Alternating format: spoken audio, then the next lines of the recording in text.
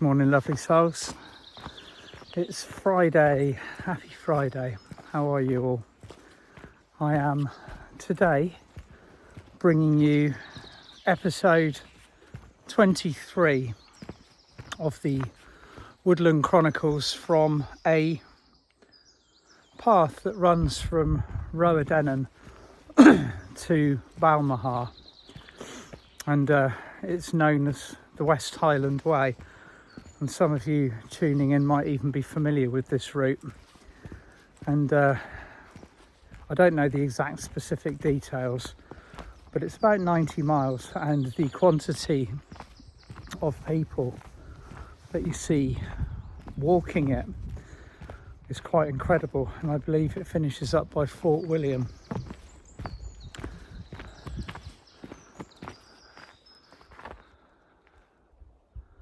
Just the most beautiful, untouched, primal area. And this is what I think draws so many people to Scotland, or the Highlands particularly, is the fact that it is so untouched, apart from the wheels of the cars that are driving in with the tourists and the visitors. But that's okay, because everything is and I love how nature works. Everything is kept under control here by the midges, because let's face it, when they come out in force. And that's one of the reasons why I've taken an undercover option this morning, because you just get eaten. You are breakfast, lunch or tea. So today I want to have a look at this kind of very guided to continue with the awakening theme, as so many of you will be in the process of awakening, or you'll have people around you that will be awakening. Now, there's almost, when you first get that flash of energy, it's almost like a grand solar flash, but from the soul. The information, which begins up at the monad, travels down the Antakarana bridge, ignites the stellar gateway, travels down further through the other chakras, and lights up in turn the soul star, the causal, the crown, the centre of the wisdom, and then begins to filter into the physical chakras. And this, in many cases, is what could maybe classified as being overwhelming. People become, and I know I went through this as well, just privy to an incredible surge of emotions, informations, memories. Informations, that's not a word, is it? Information, but mostly memories. One of the most kind of tricky things to navigate can be past life memories, because it puts you in a situation where you have one foot in this world and one foot in another world that is showing you a perfect piece of your soul puzzle, and you want to be there. You want to go back to that time in your life where the master wisdom was strong, where you had navigated to the best of your abilities your initiations. But here you are on earth. Here you are on earth in 2023. Whenever you hear this, whether you listen to this, you might come to this channel in a couple of years' time, just randomly flicking through the videos like, who's this geezer? And come across me walking through the woods, talking about the grand soul flash. I think that's what I'm going to call it. The grand soul flash. Where all of it comes back, or enough, enough of it comes back to trigger the process into a state of hyper learning, hyper evolvement. And this all happens so quickly now. Like I said previously, there's no real period of grace anymore. There's no just leisurely moving through the lessons, the scenarios. Due to where we are on one well, it's quite paradoxical. On one side of the coin, we're pushed for time, we're working to a schedule. On the other side of it, time doesn't exist, it's immaterial. So the window of opportunity that we're working to only lasts in Earth years for 20 years, and then it's up. Then the energetic boundaries of all of the planetary alignments and the settings that have been put in place are completed. During that 20-year period, we all do as much as we can to establish this very high frequency framework. So if you've woken up wondering why you're suddenly maybe hearing things, seeing things, feeling emotions and remembering memories that you never had before, welcome to the club. And I think today's topic of conversation is, how do you manage, or how do we manage, the grand soul flash, the surge at the, I'm not just maybe talking about the initial surge of awakening, because this can actually happen many times. You kind of get gateways of awakening. All of them are powerful. But if you ask anybody where they were or what they were doing or who they were with when they first woke up, they'll be able to tell you all the details, because it's an event of such magnitude that it gets carved into the codex and the sphere of your reality, the biosphere of your reality. And the things that draw us in, the primary love, whatever it is that woke you up or drew you to the spiritual pathway, tends to be the foundations of the teaching. For me, it's always been crystals. And you know, a little on a more personal note, when I was a child, when I was too young to know anything about any of this and had nobody around me to guide me in any of the kind of the factors that we are all involved in now, I used to dream of tidal waves and the, you know, monstrous 100-meter high walls of water moving towards me.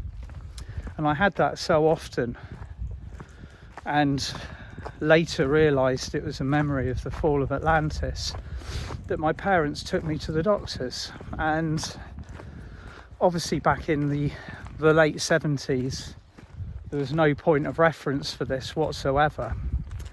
Nobody had any idea why I was dreaming this, but it would happen over and over again, night after night. And also dreams of nuclear explosions. And so to overcome this, I learnt to surf. It was okay. Well, if I have an inadvertent fear of the water, I face the water. But it wasn't fear of water as such, it was a fear of the memory of this particular occurrence happening. So I went out and I faced the waves, but it wasn't until much later on that I realised why I was having this memory over and over again. It's because I was there. It happened to me at that particular time. Now this might be occurring to you. might be occurring for somebody that you know. How do we deal with this? How do we control it? How do we master the emotions, both good and bad, that are presented to us? And inevitably, it comes back to the discipline of the basics: grounding, focus, control. Remember the advice that Lord Kumika gave Diana Cooper when she first went through this years ago and was planning to step out and speak in an era where people just weren't prepared. They weren't listening to any of this at the time. There was no real mainstream information about angels, ascended masters, dragons, unicorns. It was all about different subject matter. And Kumika told Diana Cooper, get a routine and stick to it. Find a structure to your spiritual practice that gives you the ability to stay focused, stay connected, to stay grounded. And I think that was probably some of the most useful information that she could possibly have been given. And I've done the same. So I get a routine. And me, a bit further on down the line, I don't receive the huge downloads or the huge kind of solar flashes or bursts. Doesn't mean that I don't find my pathway exciting. I absolutely love it, but I live it for every minute of my waking day. So it has become part of my daily routine to be remembering, to bringing this information through. So if you are hearing this and it's just happening to you, pay attention to the aspects of it that light you up, that make your heart sing, the things that you are drawn to, maybe the healing, the crystals, maybe it is a surge of memories from Lemuria, maybe it's Atlantis, maybe the starseed aspect of it is really, really calling to you. But remember, you're on Earth, okay? More importantly than anything else, you are on Earth at this moment in time. That's not going to change anytime soon. There isn't going to be a huge restructuring immediately. It's happening over a period of time. We're not going to get lifted off and sent to another planet. We are the saviours that we are looking for. You know, we're everybody at some point, no matter how accomplished they are, has got this almost inner child need to be saved. Help me, save me. You know, I am struggling. I need somebody to guide the way. None of us are going to be lifted off this planet and whisked away. We're all going to have to stay where we are, stay grounded, stay anchored, bring in these aspects of our soul very powerfully, and ultimately manifest this collective and individual future that we are all yearning for. So,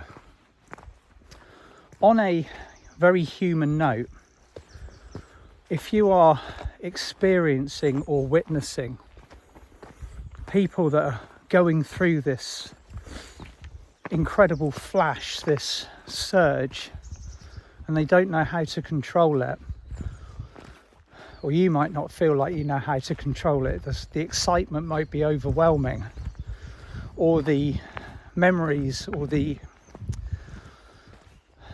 feelings and emotions that you might not be quite so familiar with are kind of flooding in. Get grounded.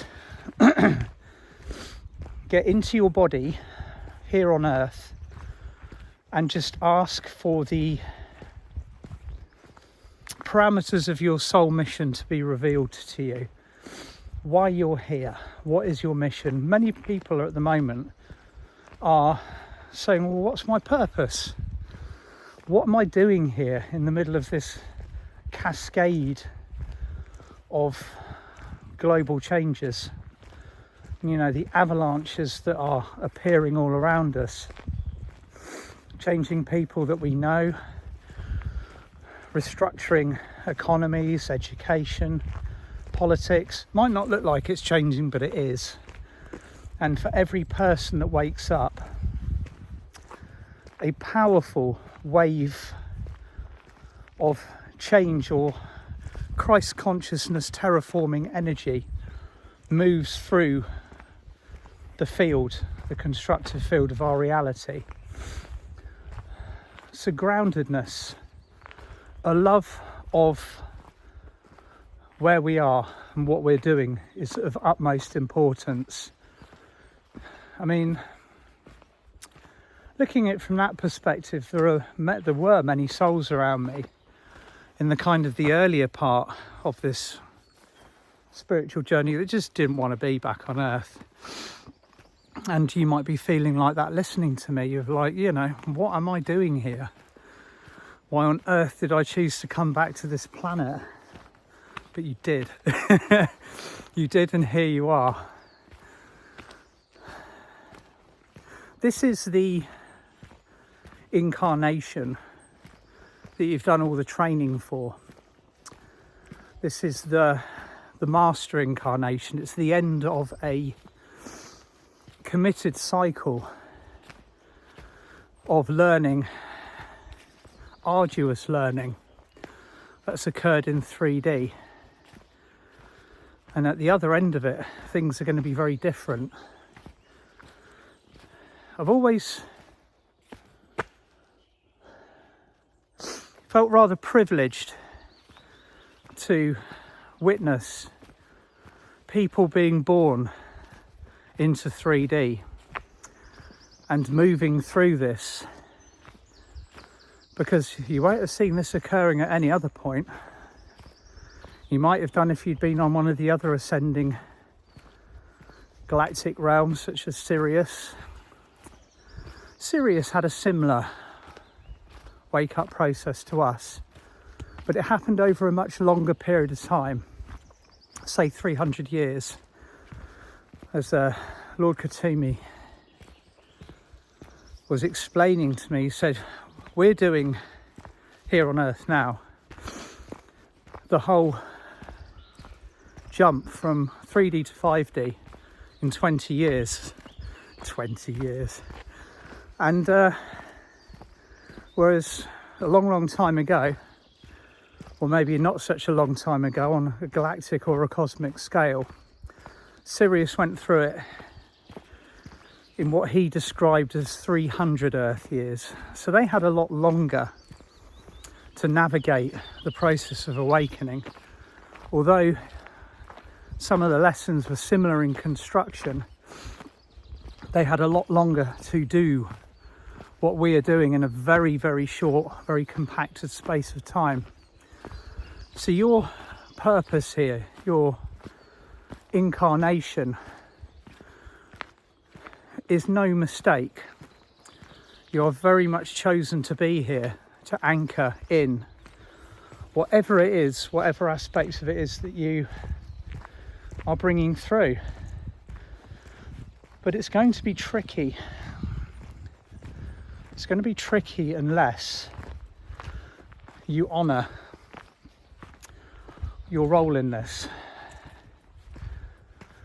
You honour the planet that we live in. And I know you might think, well, it's easy for him to say that in the middle of a beautiful forest, but this applies to everywhere. It applies to every single thing that you do. To be in love with life, to honour and love Mother Earth, Gaia, the presence of your incarnation, and very importantly, the souls around you. So the grand soul flash when it begins, it's incredibly powerful.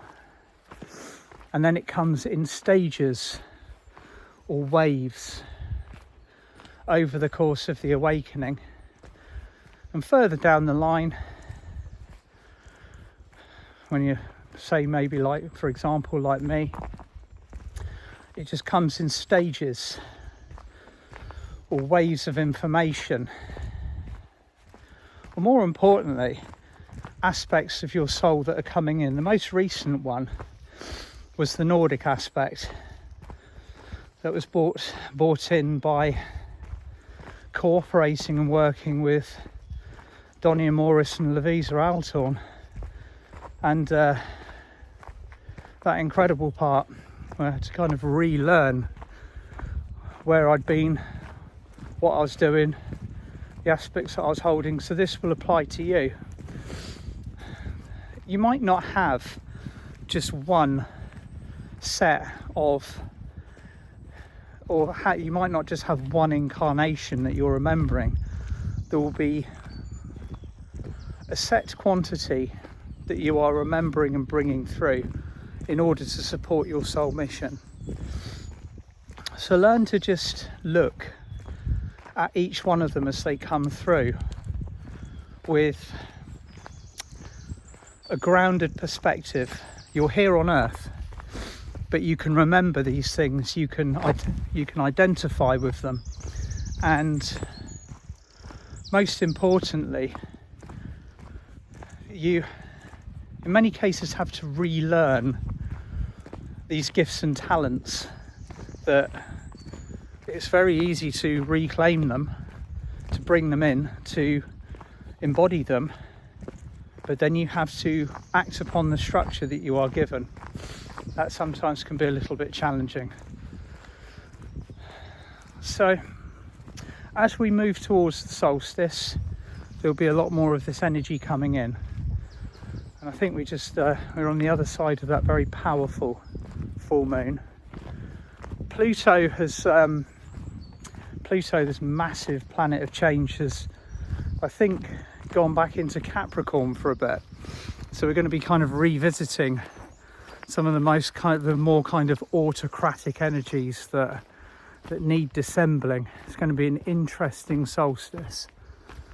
And on that note, I'm going to finish up sending you all so much love from my heart